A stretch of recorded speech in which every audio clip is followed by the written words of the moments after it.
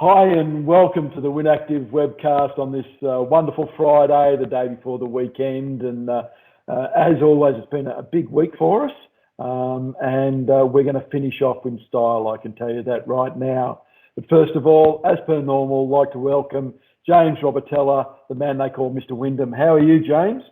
Oh, very good, Barry. And once again, counting down the hours to the weekend. Love the weekend, but it's wonderful to be here and a great way to finish off a Friday. And in that, we're a couple of days away from the final and the third and final Find Your 30 challenge. And asking everyone, and we've got over sort of 340 participants so far with these challenges. So there's some significant numbers, and a shout out to everyone that is leading into that third and final week coming up on Monday. So find those minutes of activity during the weekend, and then we'll hit Monday raring and ready to go. But I'm excited about our guest today, Barry. Look, Ian Campbell, a friend of mine and a man with a really rich history in the sporting field. Ian, welcome to the WynActive webcast. It's great to have you here today. Thanks, Barry and James. Appreciate it, and I'm very happy to be part of the webinar, and looking forward to getting into some juicy topics in the next little bit. Ian, as I said, we're really excited to have you here, and some of the topics we'll look at is athletics. We'll look at AFL football. We'll look at Nike, and also what you're currently doing, which is really exciting as well. But you're currently the CEO of Primco and Primco Testing, which is part of the Edge 10 group. Very quickly, because we want to get into that sporting history, but what's Primco and Edge 10, and what do you do? What do you do there?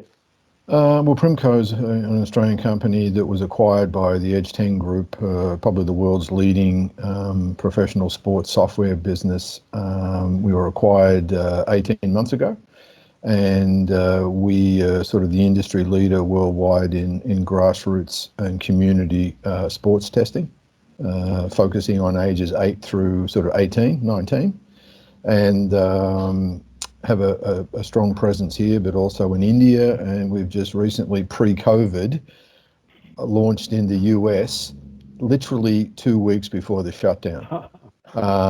So everything's on hold at the moment, which is a bit difficult. We were hoping to come out with our community programs back in Australia in the next 2 months. Oh, fantastic. We'll probably talk about that a little bit later, because as I said, we want to get into your history. So you're very well known as a triple jumper for Australia. Can you tell us a little bit about that? As I sit here in pain, yes.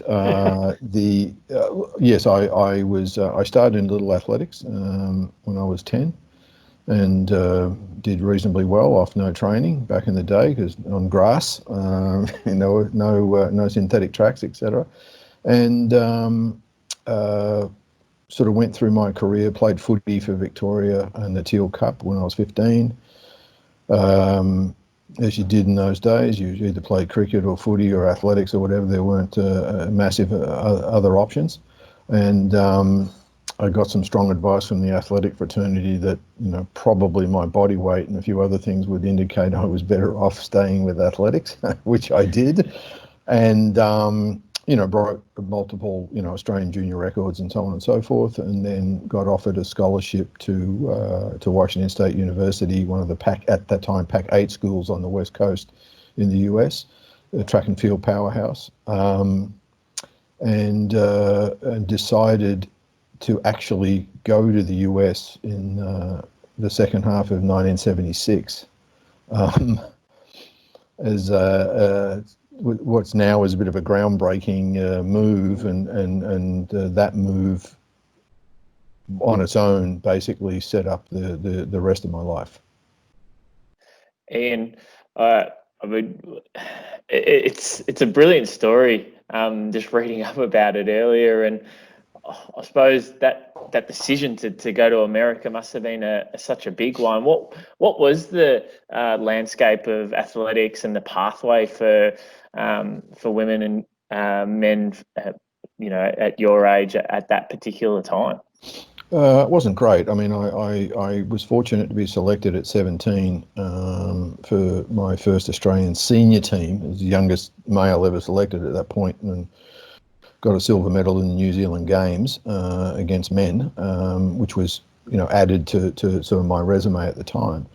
And I'd actually jumped further in high school than anyone in the US in high school had jumped. So it was, and I was a reasonable sprinter. So later in my career, I Olympic qualifying for 100 meters and so on as well. So, which is handy for a triple jumper if you're going to be world class. So I went to the US to Washington State. In the first indoor season, I won the NC2A indoor championship.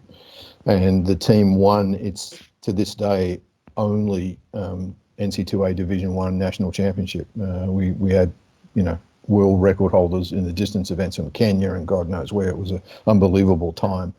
And then won a second NC2A the following year. And I got mononucleosis, which is like glandular fever,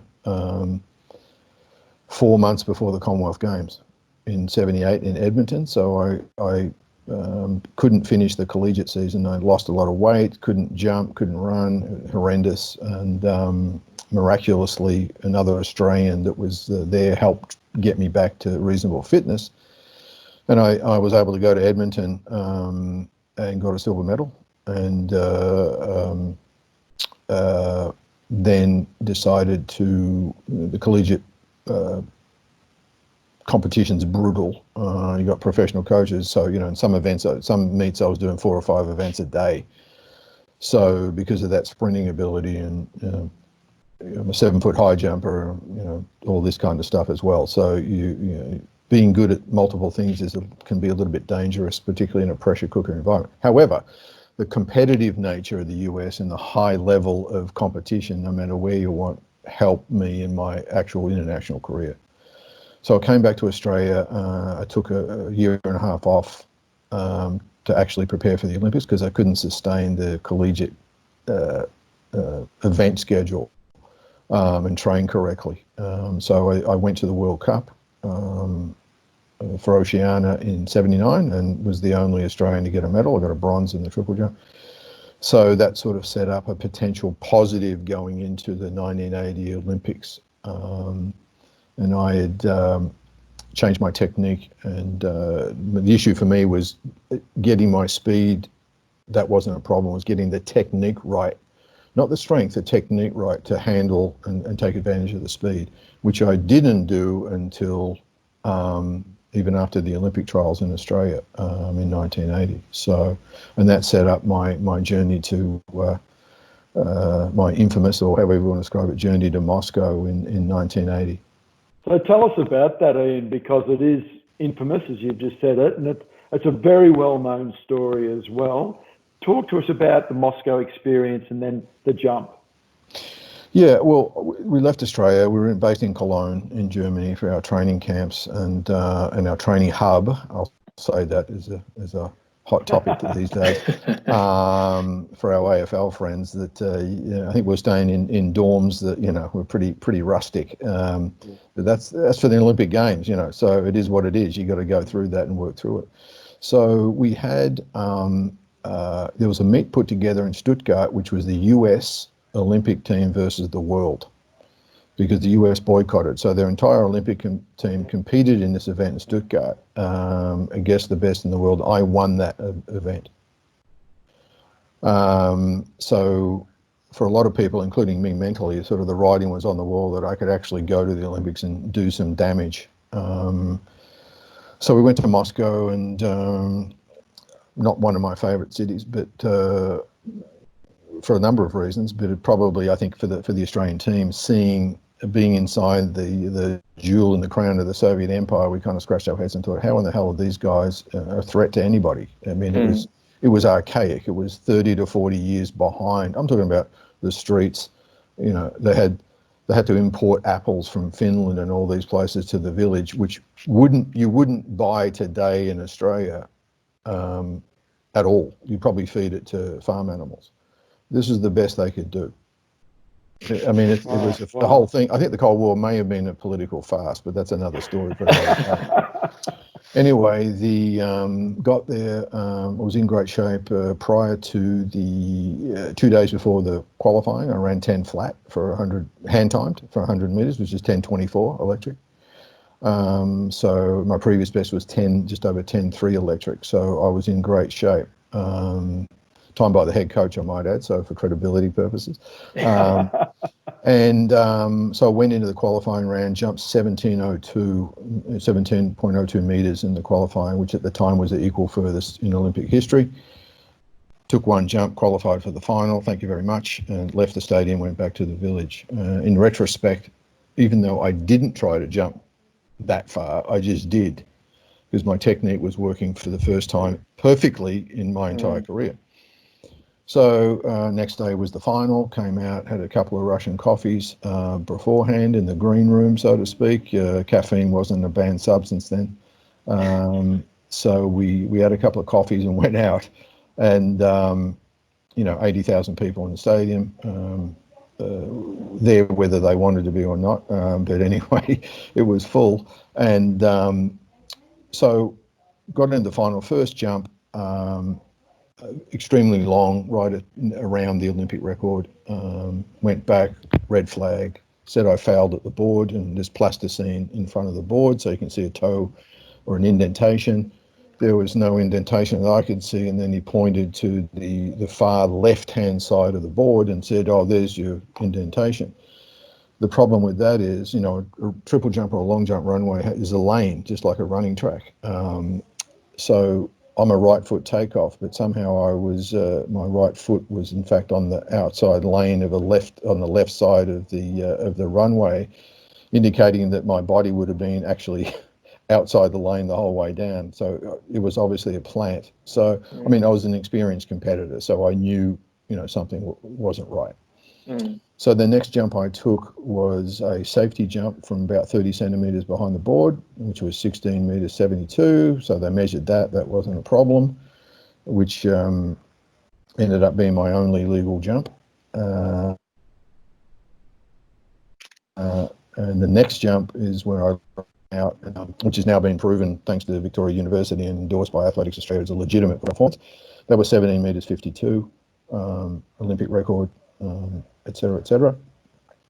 And after that jump, and the video, you can see it and so on and so forth. Yeah, I'm jumping around, I'm ecstatic because I knew what it was. And with some delay, I went to the board, they held up a red flag and there was no mark in the plasticine. So I said, what's going on? Because no one spoke English, of course, conveniently.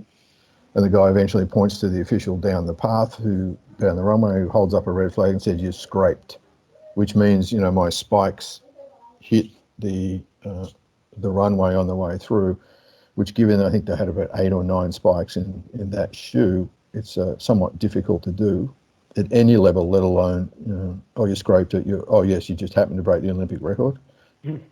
Highly unlikely from the laws of physics, let alone anything else. That's right. I then, the next remaining 3 jumps were all called fouls as well. And so I had 5 fouls out of 6.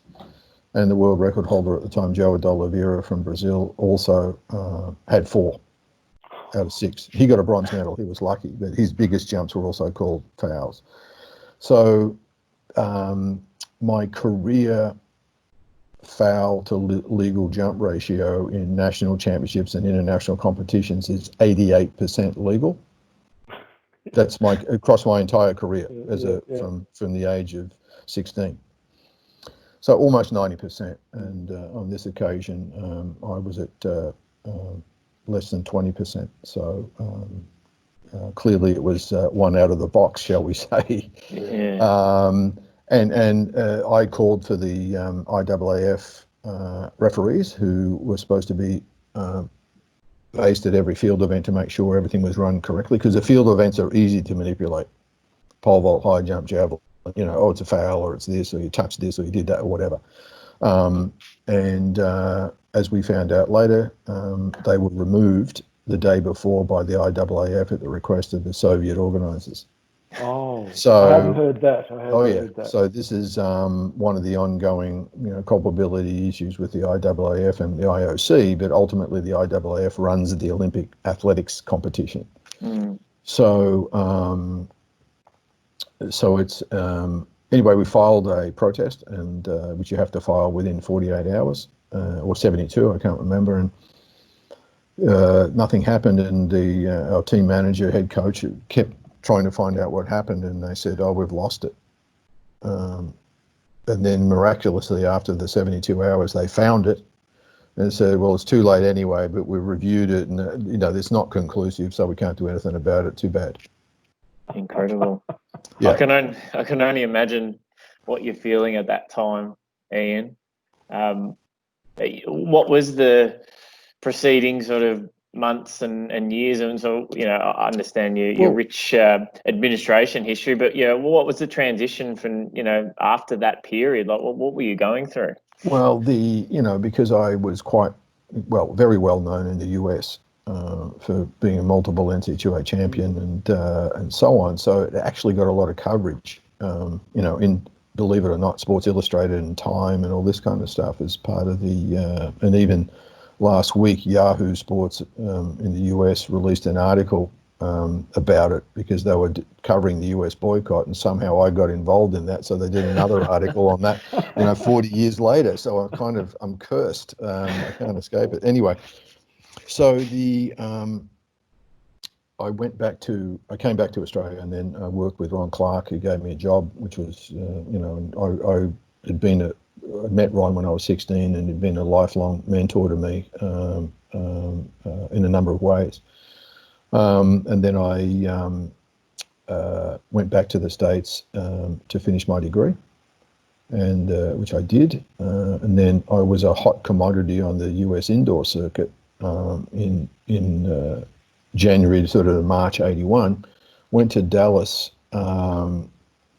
and took off. And when you land at the end of the hop at a world-class level, it's about between 15 and 20 times your body weight. So it's like a kid being in a car accident, and when you do it wrong. So in those days, they had partitioned pieces of runway. They bolted together, and I hit one of them was raised, and my heel hit that at that 20 times body weight, and it hurt a little bit. So I couldn't jump, so I did no training, triple jump training for more than 6 months, but still had to fulfill my competitive obligations for the school, which to triple jump, painful would be one way to describe it. And so then I came back to Australia to compete and get ready for the 82 games and try and find a job and all that good stuff. And then, so in November of '81, I was jumping, I'd taken 9 months off basically. I was jumping extremely well, like I was during the Olympics, and ready to go. And 3 months later, I could barely walk. So it basically imploded totally, and I was offered by the Institute of Sport at the time, AIS in its early days. Look, we can do this surgery. We think we know what it is, but actually they got it wrong. But at the time, we want to drill a hole through your ankle joint and pull all the tendons through, retie it on the other side and see what happens. But because of the nature of the event, it could all explode, which means your foot will be destroyed permanently. Or if you want to walk at 40, you probably should pick another event. So I decided to walk at 40, and partly that was also because of the injury. I knew without surgery that really hadn't been done before in this country, I'd have to quit. Because I could switch to sprints or long jump, but the injury is so bad I couldn't exert any power even to run on my toes for any more than 20 meters. So it was a completely debilitating injury, but more on that sort of, 35 years later. But so I had been my wife's, again, talking about going to Washington State. So I met my wife there, competed against the enemy. The main enemy was the University of Oregon, which just happened to be years later, of course, the birthplace of a small company called Nike. And so I was hated by the University of Oregon because of my exploits. I can't stand them now. So, which I used to actually said that to Phil Knight several times, which there's a couple of stories related to that, which he really didn't have a comeback to. So I got a win on Phil Knight on that one. But I was a Nike contracted athlete up to and before and after the Moscow Olympics. One of the few, in fact, maybe the only triple jumper, but one of the few jumpers they had, period. And certainly the only non-American, because I went to Washington State and they knew me well because of that rivalry and my performances in the US. So I hounded the then head of sports marketing to get a job and all this other stuff. And because I was married to an American, I had a green card. So I got a job at Nike as his assistant in international promotions in October of '82. So, and I think one of the things that it's been asked of me many times is that the psychological damage or what have you as a world-class athlete, and then because of injury, it stops. So your whole routine, and I've been doing it since I was 10, so that's all I knew. And I think Nike played an absolute significant role in saving my mental health scenario because I could take those energies, and it's the same industry. Okay, it's running shoes and all that, but it's sport. It really allowed me to channel all those Olympic mental issues into a work ethic. How long so I was very lucky. How long did you work for Nike, Ian? And I think eventually you came back to Australia with Nike? No, I worked. I had a couple of stints at Nike. I was a bit of a renegade, I guess. So I was there for 11 years the first time, and rose to the head of US running, global running, sports marketing. I was then put in charge of the Seoul Olympic, the entire Seoul Olympic program, marketing, retail, the whole bit. After that, I was sent off to as the head of sports marketing for Europe for 3 years, where we got Nike to $1 billion business in that time in Europe against Adidas and Puma. So it was, the old Olympic, thing again. I was in the East Germany 7 days after the wall came down. And we signed the world's #1 women's track and field club, Neu Brandenburg, and a bunch of other superstars came out of that. Signed Sergei Bubka, he was the first Soviet to get a shoe contract. And I remember getting called at home in Germany from Phil Knight because it was Bubka. He was the European Athlete of the Year. I don't mean for athletics, I mean for everything.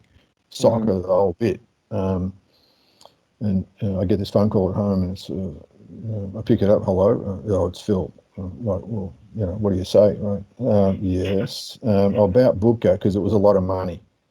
Hence, Mr. Knight had his finger in the pie, and he said to me, "Okay, you can do this deal, but you've got to guarantee me one thing: that Bubka will wear Nike shoes on the Soviet team, on the Russian. No, it was Soviet still." At the 1991 World Championships in Tokyo.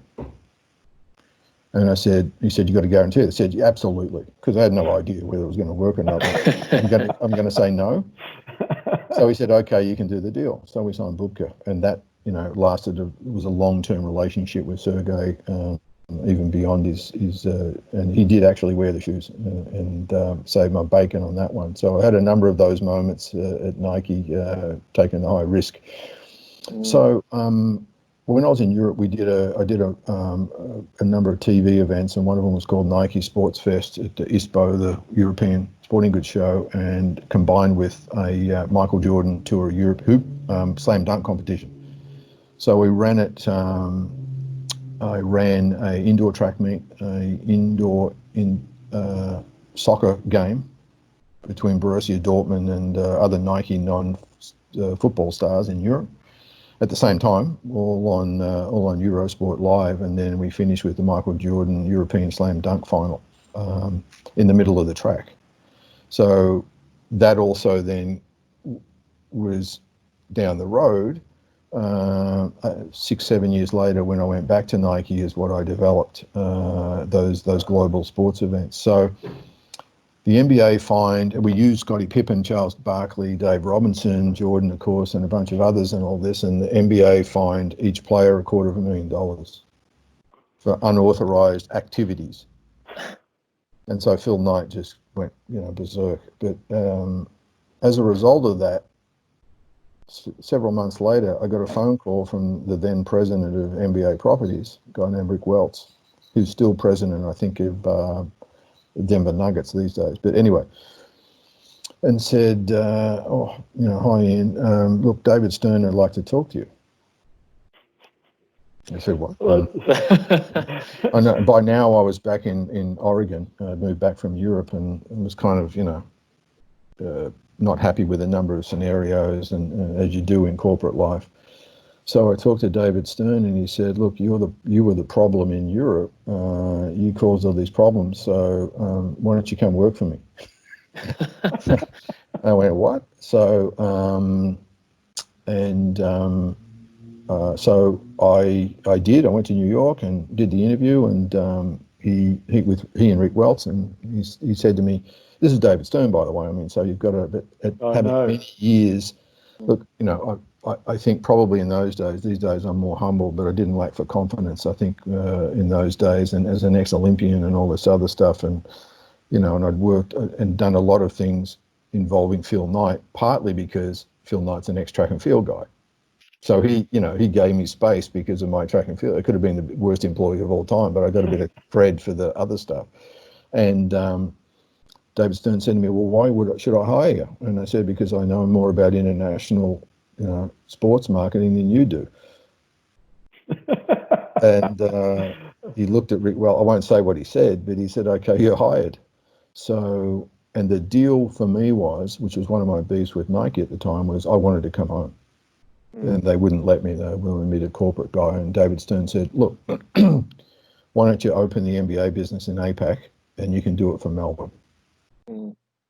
So I quit Nike and I came here and opened the NBA business in '92, and it was a very small business, and I was with the NBA for 5 years, 4 here.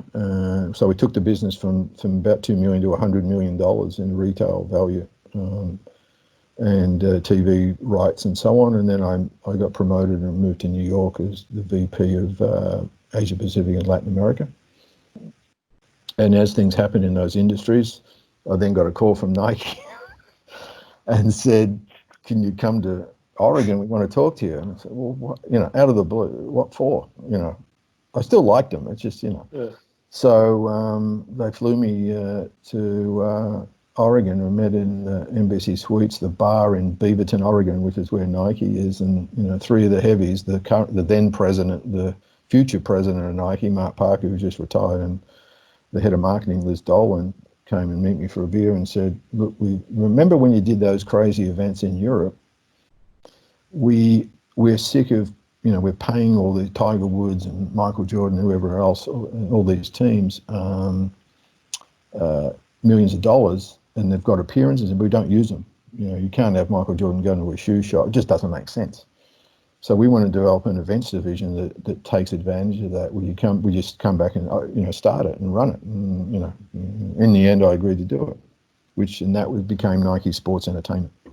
Wow, and sorry for I have to ask because I've been watching it on Netflix, The Last Dance. What you're involved with Nike and obviously the NBA during the heights of Michael Jordan era. A quick comment around what that was like to be involved with arguably the biggest athlete of all time.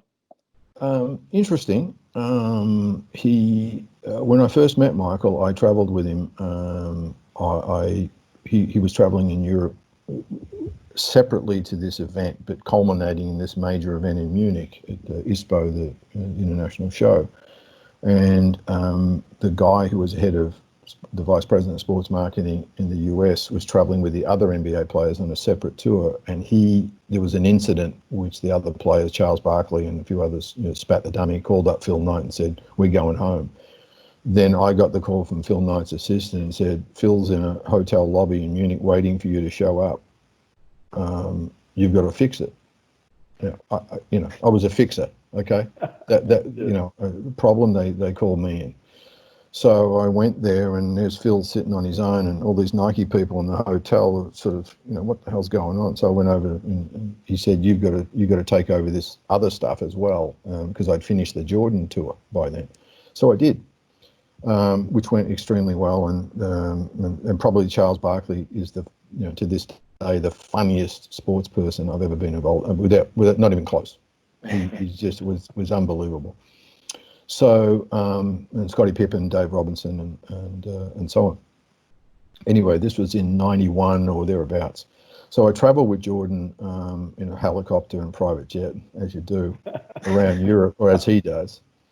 And he was fine. He was okay, but he was a bit aloof with me at the beginning, because he's just another bad guy, and was really interesting. And he never asked me anything, like, what do you do, or nothing. And we went to this hotel on Lake Como, as you do. I'm sure close to the now Clooney residence, but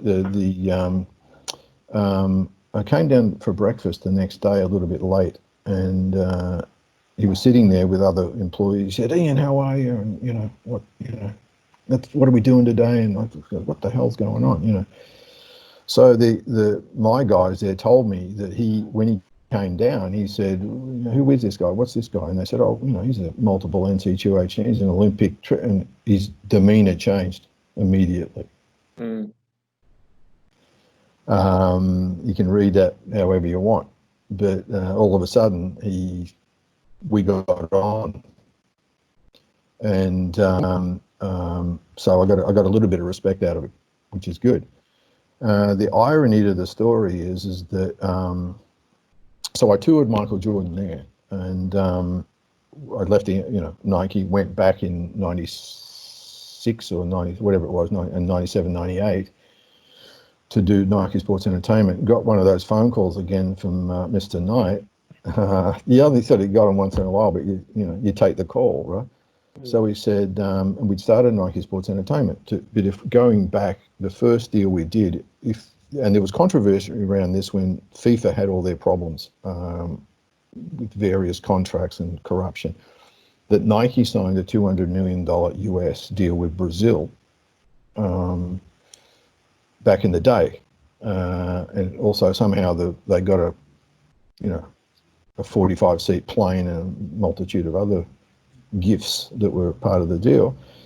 Well, that was the first event Nike Sports Entertainment did, and we went to this meeting. I got hauled into it, as you do, with Phil Knight, the president of Nike, all these other people, and he had the pen in his hand. He was about to sign it. He looked at me and said, "You're going to guarantee me that you can do 5 Brazil friendly matches around the world in markets we designate before I sign this."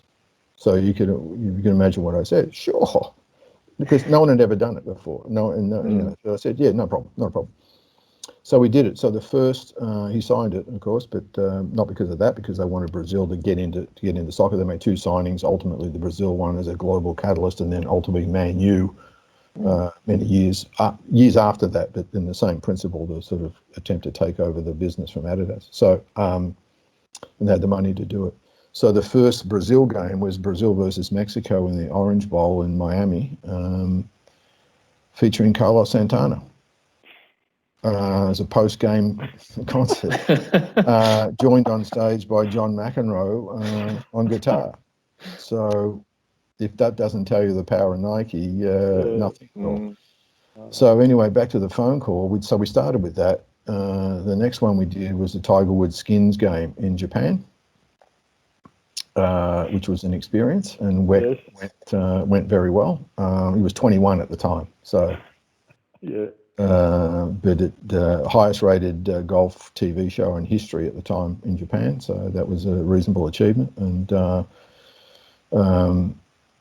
again, televised. We did a global TV deal with ESPN to televise all our events, so we had those ramifications as well, which were good and groundbreaking, dare I say it.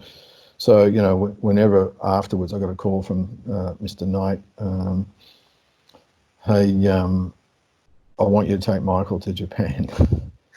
And I said, okay. He said, come up with an event. You're the only person that's ever toured him. No, he won't go with anyone else. So you're it. And it's Nike Sports Entertainment. So we did, and we called it was Hoop Heroes.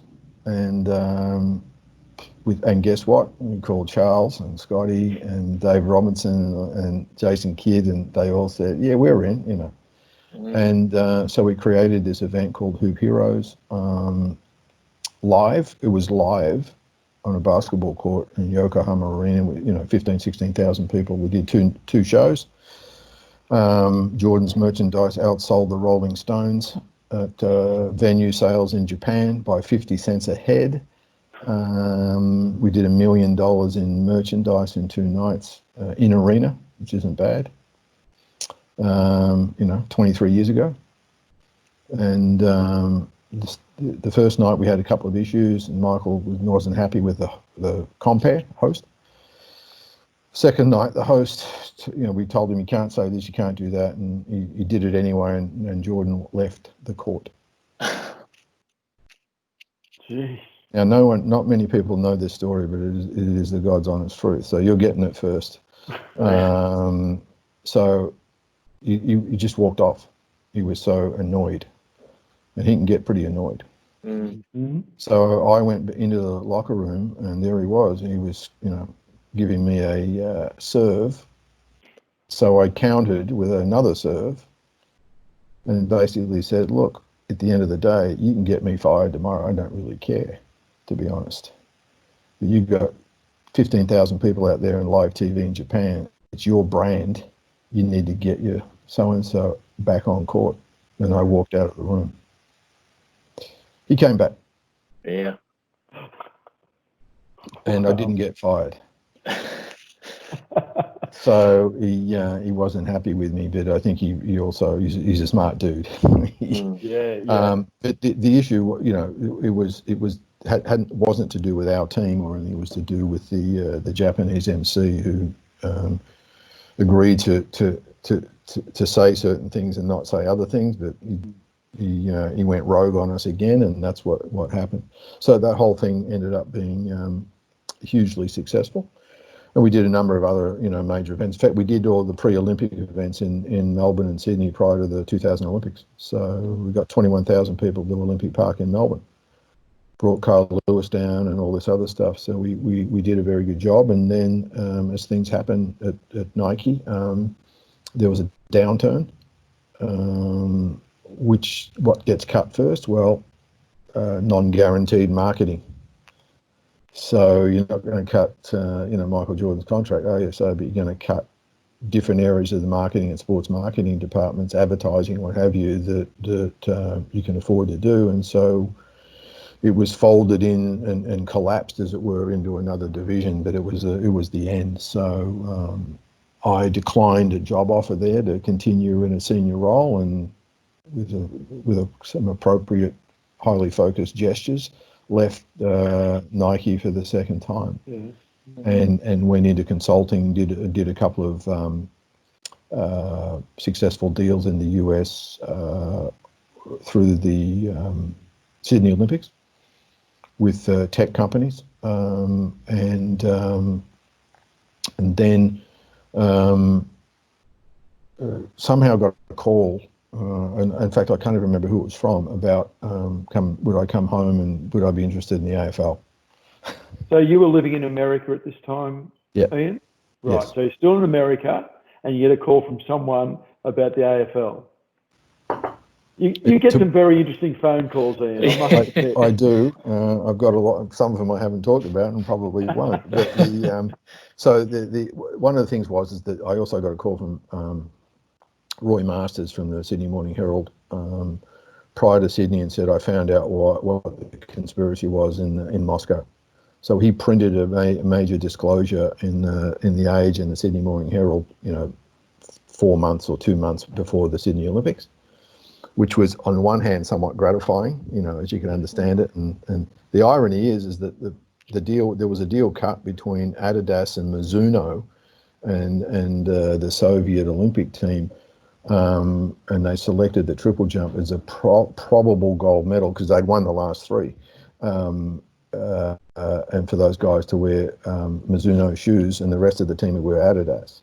It just happened to be the men's triple jump. Anyway, he uncovered. The irony, of course, is I then went on to work at Nike, for many years in 2 stints. So there's some irony there for what it's worth. Anyway, yeah, I got a call from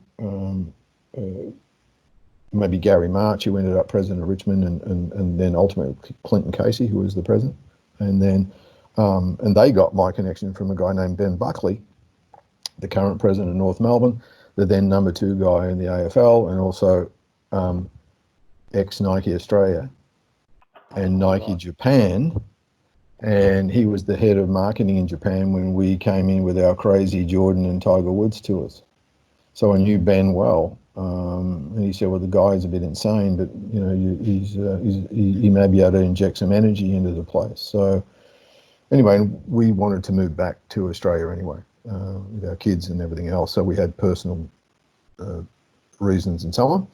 So came back and took on the Richmond job, which was difficult, and probably in those days, if you weren't a football person, extremely difficult to succeed. I think across the board, just we don't know footy anymore. Well, no, I didn't know footy, but I sure as hell knew about world-class training and all the rest of it, and we'll leave that one lie. But the AFL has emerged as a different beast and far more professional and what have you than it was almost 20 years ago now. So, but Richmond's my second team, I have to point out. We know that Ian James, for your information, is a massive Melbourne supporter, and we were just saying before how probably looking good this year for a lot of improvement over certainly the 2019 season. So all the best for you, Ian. Hope the Demons do well. So, for sure. Ian, it's amazing. We could literally, I say this about all our guests, but we could talk all day about your experiences and the people you've met and the events that you've run and et cetera, et cetera, et cetera. You're now, as we said before, working with Primco/Edge 10. And we're interested, and I know that Western Leisure, or WynActive as people know it, is working with Edge 10 and just about to start in regards to COVID-10 and an app. Can you talk about that, but also how else Primco and Edge 10 are adapting for the current crisis? Yeah, thanks, Barry. Yeah, we are, and thanks for all your assistance on that too. And we, Edge 10 Group, own the world's leading sports medical data company, ARMS, which is in Montreal, Canada, which do all the sports, the medical records, injury records and rehabilitation, everything else for the Major League Baseball, the NBA, the NHL, ATP Tour, et cetera, et cetera, et cetera. And so the medical protocols and processes that they use for those, obviously world-leading sports leagues, Edge 10 is the Edge 10 Group's been able to put into a COVID-19 app for employees, for corporate point of view, and also for sports clubs on the professional level, and so on and so forth. So a number of AFL, we have 6 AFL clubs that use Edge 10 elite sports software anyway, and those 6 clubs are also using the COVID-19 app, and Western Leisure will be using the COVID-19 employee app. So we're very excited about it. And I think the great thing, it was put together quickly given the crisis that we were all facing, but also using the medical technology and the software technology that we already had, and hopefully actually doing some good in the world with it, which I think is probably at this point in time pretty significant. So the company reacted with amazing speed, and we've seen it, a number of teams, soccer teams in the UK, obviously AFL here and so on, and take up the opportunity with the app. And I think the other thing that's sort of come out of it is that the opportunity to develop sort of health and wellness protocols for employees and what have you moving forward post-COVID, or at least in parallel, because we're not sure when COVID will actually be, gone, or let alone sort of under management, but or under control. So I think the other thing is that a lot of the, in fact, all the elite sports leagues in the world have stopped.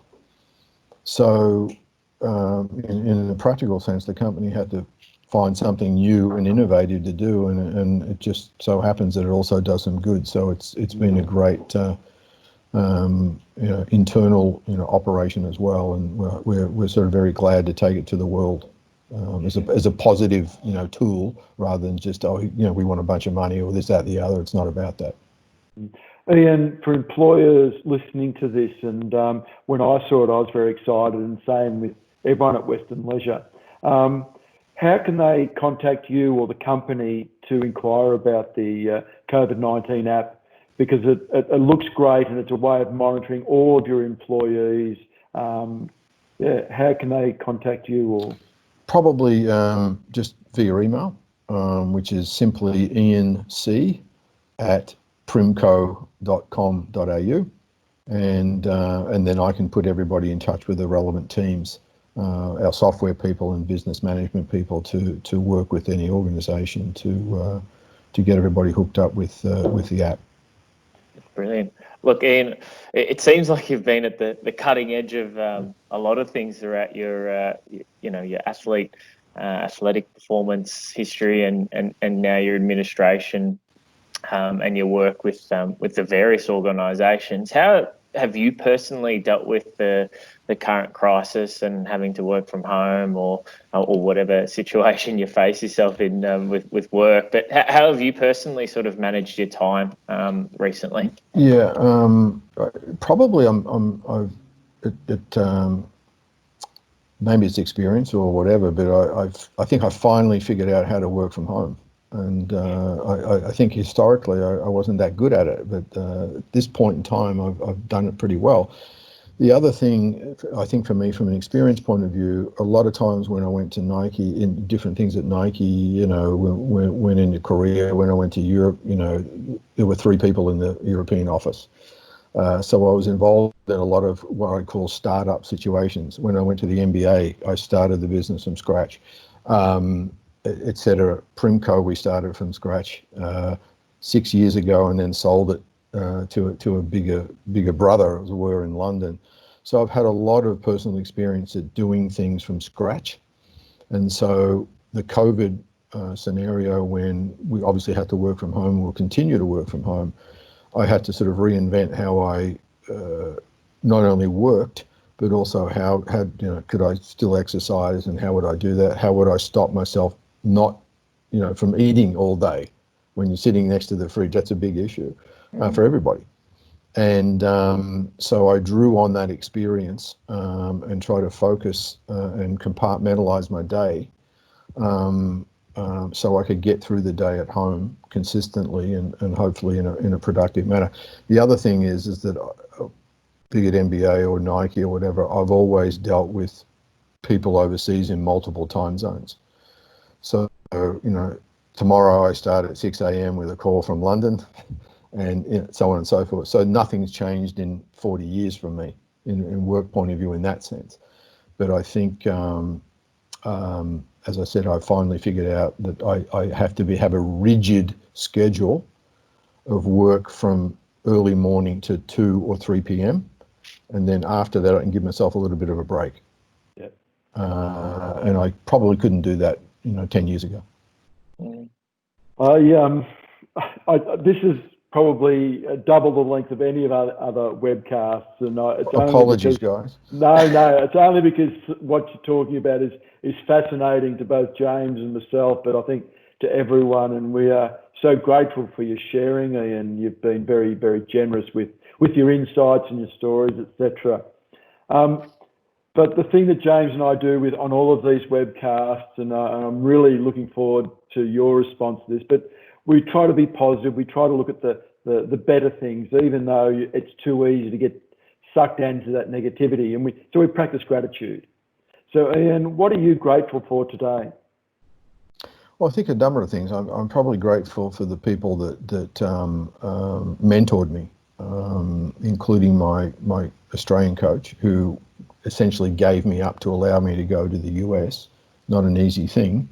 But he also went on to coach Gary Honey and Dave Colbert and a few others. He did all right. Still doing okay, actually. I think my US coaches were great mentors for me in life.